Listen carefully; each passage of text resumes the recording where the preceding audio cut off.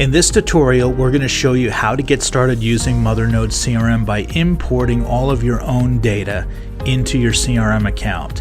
So the first thing we want to do is we want to import our customers, then we want to import our contacts, and then finally we'll show you how to import leads and opportunities. The process is the same throughout, but we want to make sure that we do it in the following order. Okay, so the first place we want to go to is we want to go to our customer accounts. Okay, so before we begin importing, if we're ready to use Mothernode CRM for our own business, then what we want to do is we want to clear this demo data. And by clearing the demo data, we're going to remove all the records that are in here. It'll be a blank slate and you'll be able to import whatever it is that you want, and then those will be the only records that are visible. If you just want to practice and try out importing, you can skip that step of clearing the demo data right now and jump right into the import process, and that's what we're going to do.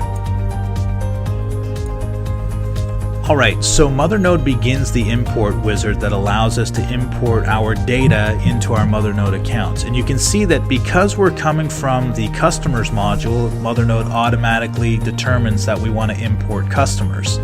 So down below you can see that we have the options of importing either an XLS file or a CSV file. So this is a practical solution if you're planning on exporting your customer accounts from an existing CRM or even an accounting package.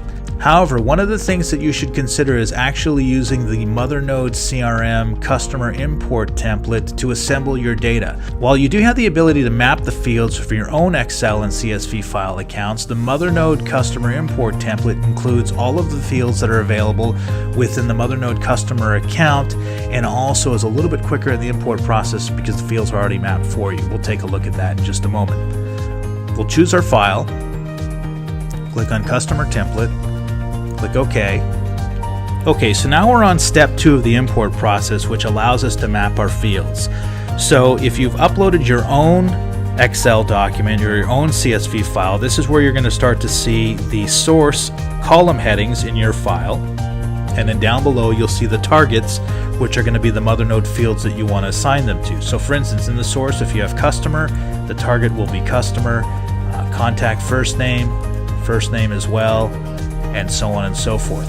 Now, if you are using your own Excel document, your own CSV file, once you've completed this process, one of the things that we actually do recommend is that you save your template. So for instance, if you call it My Template, you click Save, then in the future, it'll be available for you. So if you wanted to do this process again, or you want to append to it, all you have to do is just choose your saved template that you have, and it basically will recall what the mapping structure is, and you can go ahead and import. Now that's also the reason why we recommend using our own Excel documents, is because we've already created these maps for those documents. So if you click on Mothernode CRM import template, assuming that you've used ours, once you do this, it maps them all accordingly. So we recommend that you review the different fields that you have available to you within your customer account. Maybe not all applicable, but at the same time, you know, there are some ones that are standard that you want to map to, and you can just map them like this, and if the data doesn't exist, that's perfectly fine, it just won't import it. Alright, so you can see down below we only have one record that we want to import. That's listed down here as one records for import. When I'm ready to import, I can go review and import, or I can start over again, which will erase all of this and allow me to upload a new file. Okay, so in this case I want to move forward, so I'm going to click on review and import.